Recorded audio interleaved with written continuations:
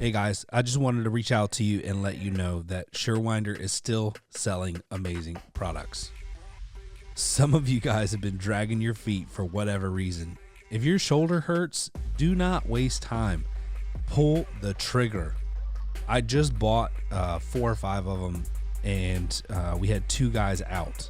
You know how much it cost me to pay for 2 guys being out with bad shoulders? We just pulled the trigger and we said, listen, everybody's going to have one on a truck. It's mandatory. You got to use it. Don't hesitate. Don't wait till your guys go down. It's going to cost you more. Buy a Surewinder. What is going on, everybody? Ryan with Torsion Talk podcast. I'm your host, here to deliver some great information for you today.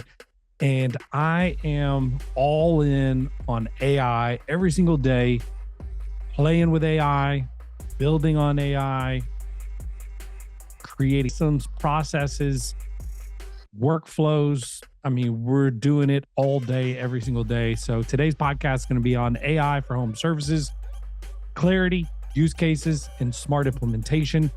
We're not deep diving today. We're going to kind of stay surface level, but we're going to go over some things that I'm seeing really business owners struggling with in a major way. But before we do that, I've got a couple announcements that I want to go over with you. First and foremost, today is not AI. This is Ryan Lucia, the real deal, Holyfield. I just got back from vacation, which was great. We went down to Florida. Unfortunately, my wife had to stay. She tore her meniscus, and we had already paid for the space, and my kids really wanted to go, so I took them. It wasn't so bad. Got to talk to my wife every day and keep in touch with her. Her mom came over and kind of helped take care of her and the dog. But it did suck. We missed Stephanie a lot while we were there, so it just wasn't the same, you know? But speaking of Florida, we have an intensive coming up in October. It's a 3-day intensive where we're going to be taking a deep dive on making sure you understand your numbers with superior clarity. I think that is the key and the one thing I think business owners miss the most. And I can single-handedly tell you that when I first started really understanding my financials is when my business took off. And so if you don't understand your financials, you need to. And we're going to be doing this in Florida in a freaking mansion with a pool. You can bring your spouse. Like, this is going to be legit. It's 3 days.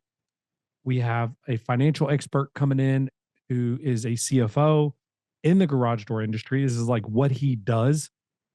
He's going to be working with you individually and as a group. And then we'll be building a plan for sales and marketing after that to meet your goals. All right. We have a GDU workshop here in December in Atlanta. It's going to be hands-on, tactical. We're going to walk through setting up like your first build. We're going to knock out something super easy for you, and we're going to walk you through it.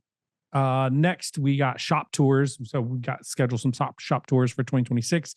One's already sold out. We got another one. This is for GDU members. So if you're interested in GDU, hit me up.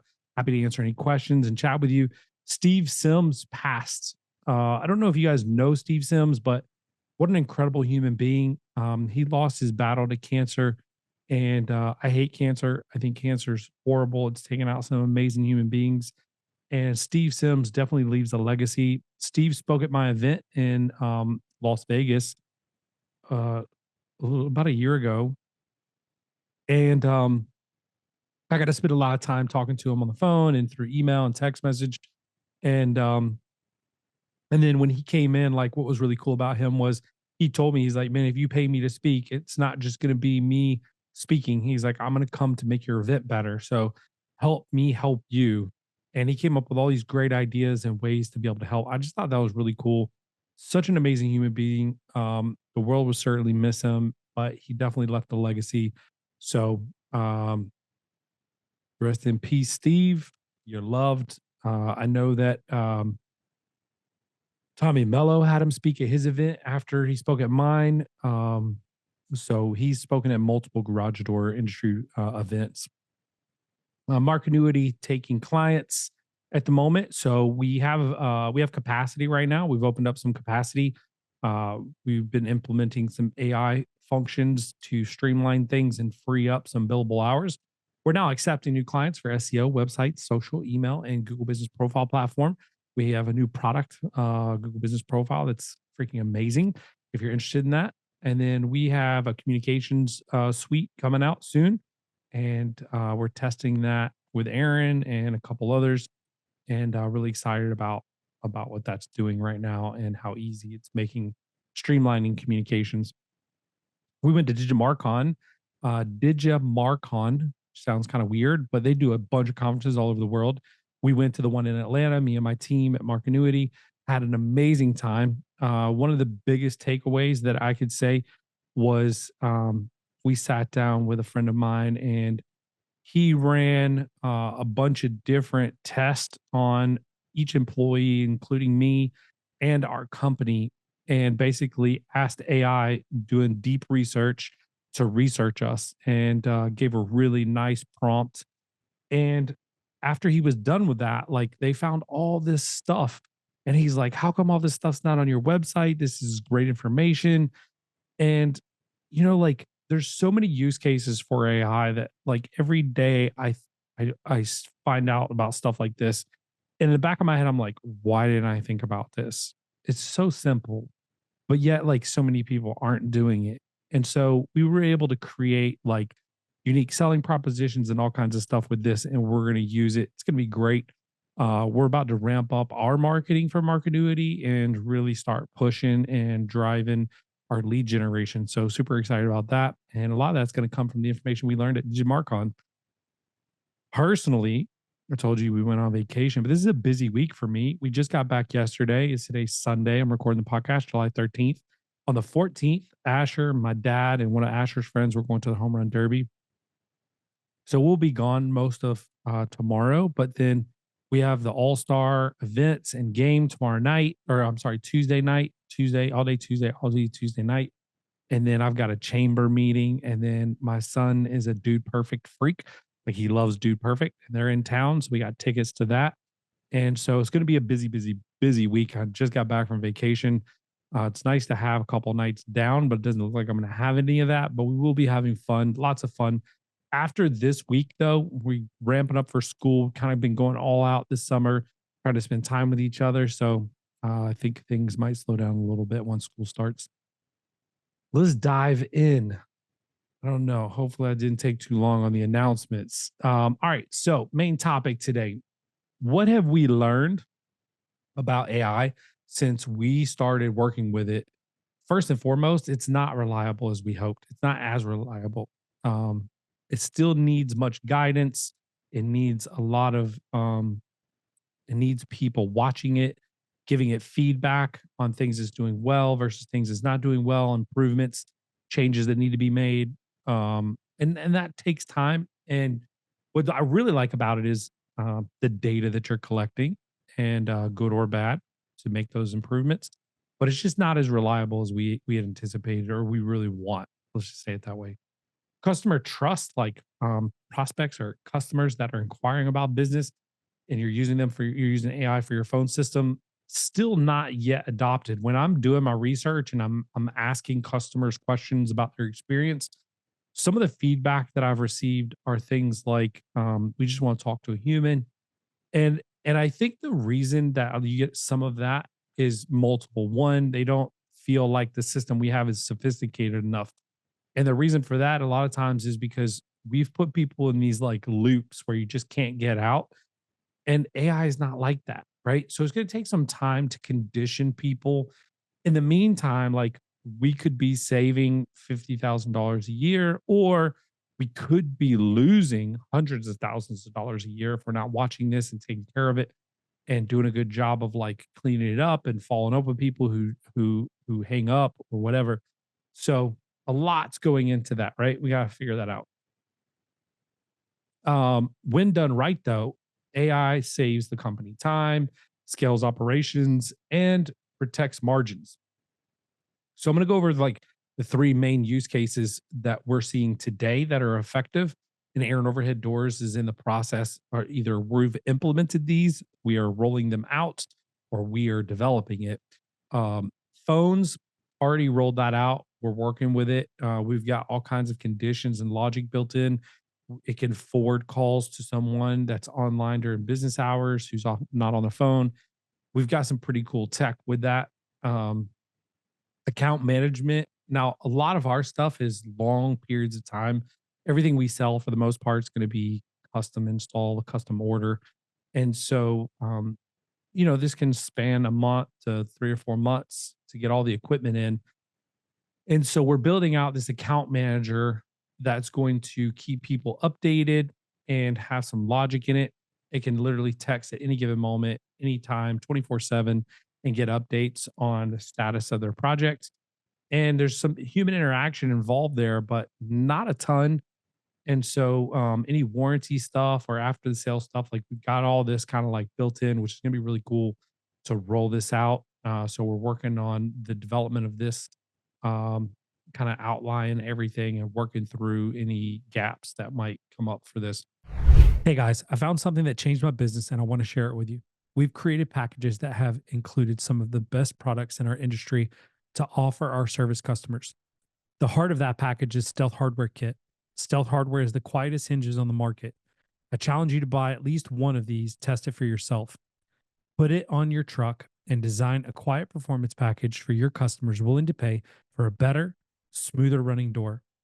Buy your Stealth Hardware Kit at Service Spring, do a search for Quiet Hinge, and then buy that. You can buy a double or single door, 7 or 8 foot tall, and promise you, it'll change your service forever. Somer USA and Somer Group want to thank you for an incredible year and the trust you've put in them and their products. As you know, Somer places high value on relationships, education, customer service, innovation, and professionalism.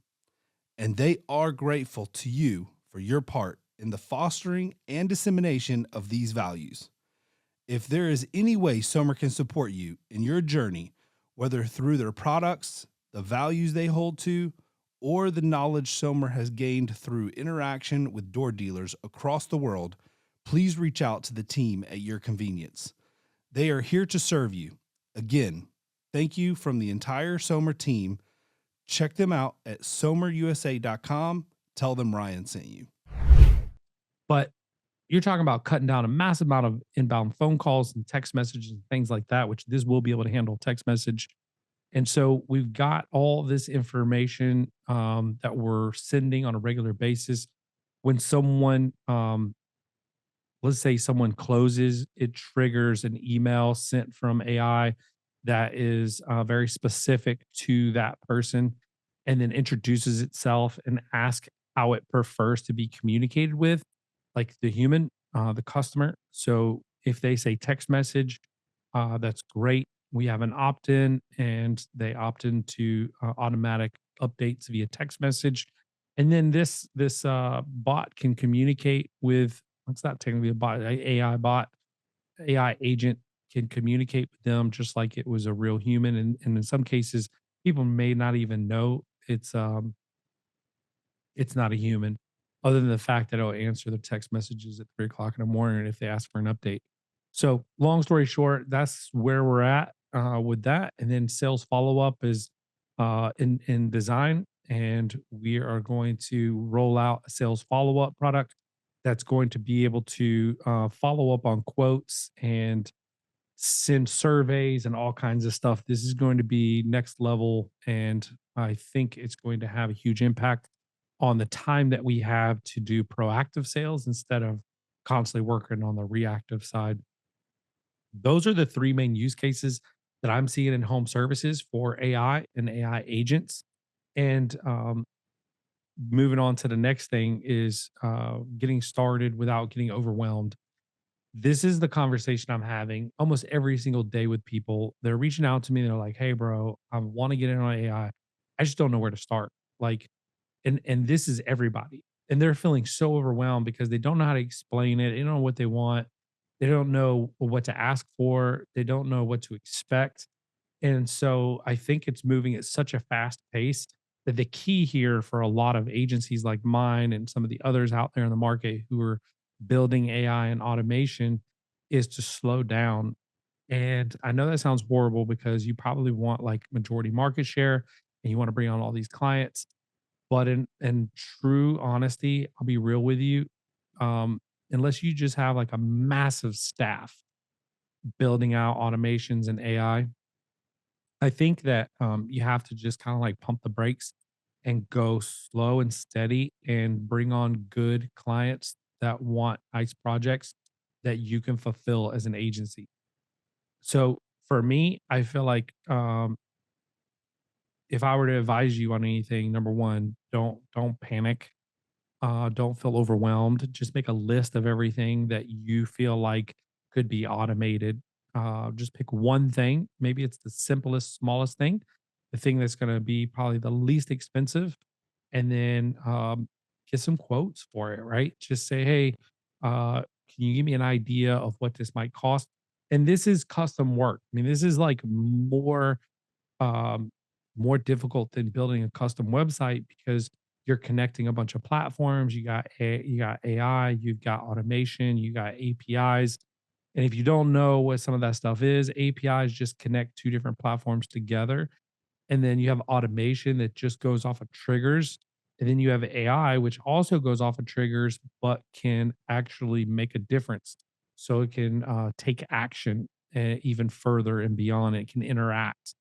Um, and just before it moves on to the next step, where most automations are just going to be like a reaction or a trigger and then an action, action, trigger, or trigger action. Sorry. So trigger and then action. And it's just, rinse and repeat. So you could hire someone for your team, even short term if you wanted to get started right, or hire an agency. Um, my philosophy with this is a lot of the cookie cutter stuff that we've seen isn't great. And so customizing this to your specific needs is best. Now it is cheaper if you go with a cookie cutter solution. It's somewhat out of the box, but just from what we've seen, it's just not great. We haven't seen anything that's great out of the box yet. Um, I do believe, like, I want to give you a key thought here. And this is something that I've mentioned previously on podcasts, but the benefit of having AI in your business and working through these things is quite simple. If you are at like, the average garage door company that I have spoken with about financials ranges between 5 and 12%. 5 and 12%. And these are historically younger companies within probably 5 or 6 years old. I talked to a lot of those, right? Anywhere from, 0 to a couple $1,000,000, 3 or $4 million in revenue. And I gotta say, like, it's not very easy to run a extremely profitable business as a garage door company within the first 5 to 10 years.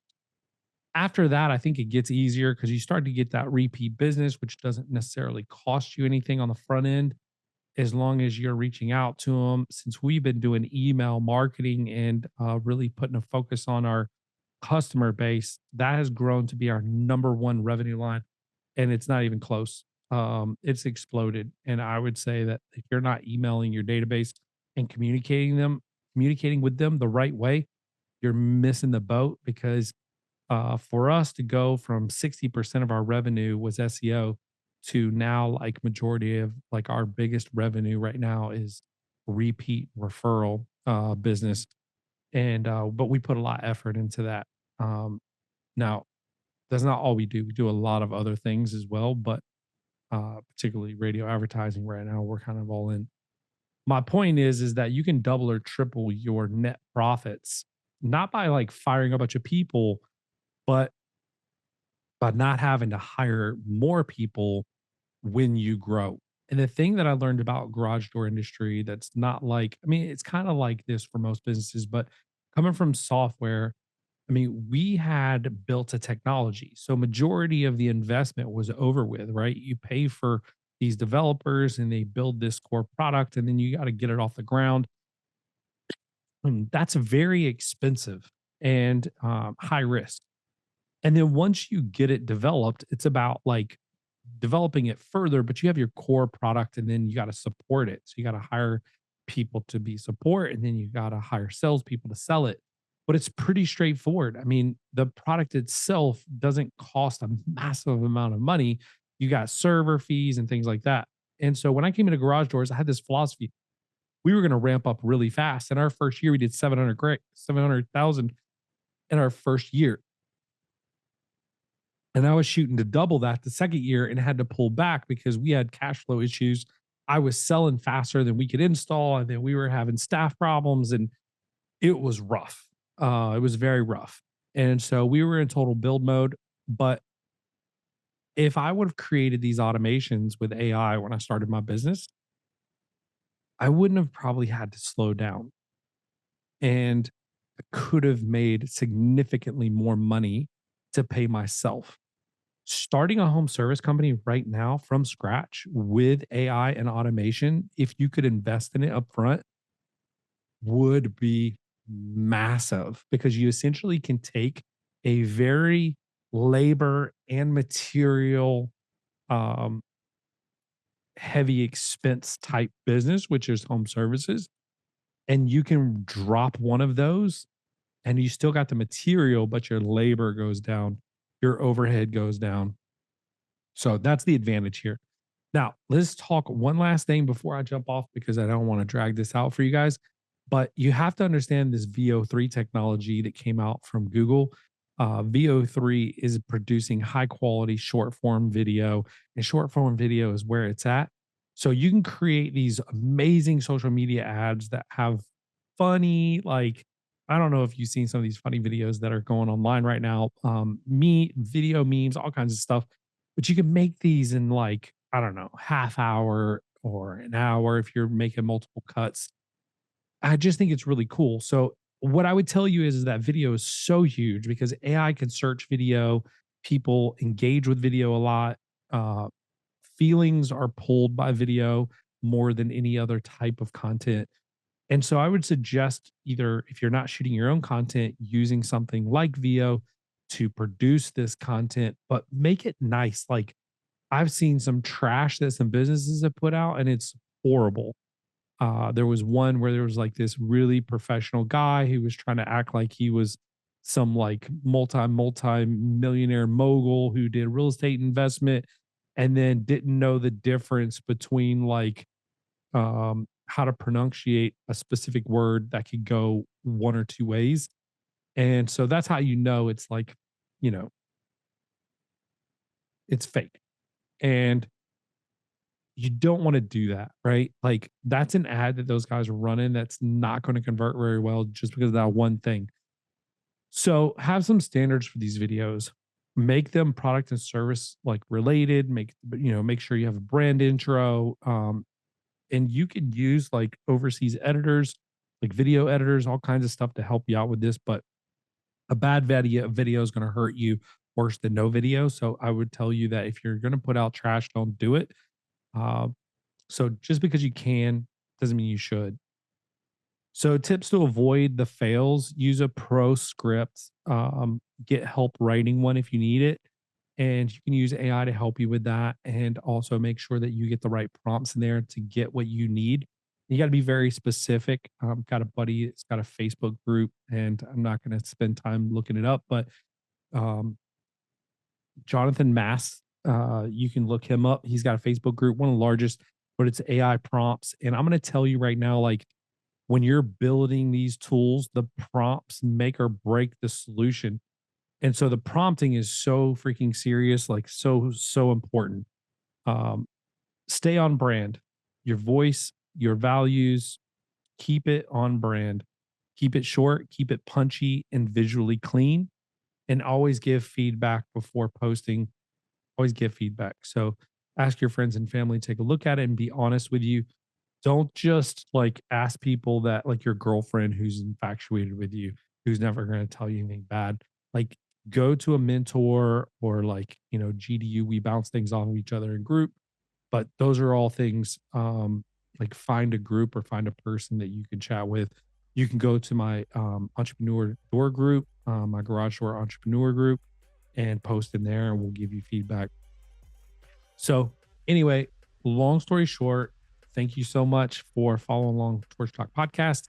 I hope today was a little bit helpful. And if you haven't started with AI yet, I will also mention that I'm doing some research and I am seeing some research and development money coming into market. I don't know the specifics on it yet, but as soon as I figure that out, I'll let you know. We may even bring on a research and development specialist. I think I've had him on before. There's one guy in particular that I know. And so this might be something where you could invest 20, 30, 40, 50 grand and then get some money back for that. If you're interested, stay tuned. Maybe we'll address that next week. Have a blessed day.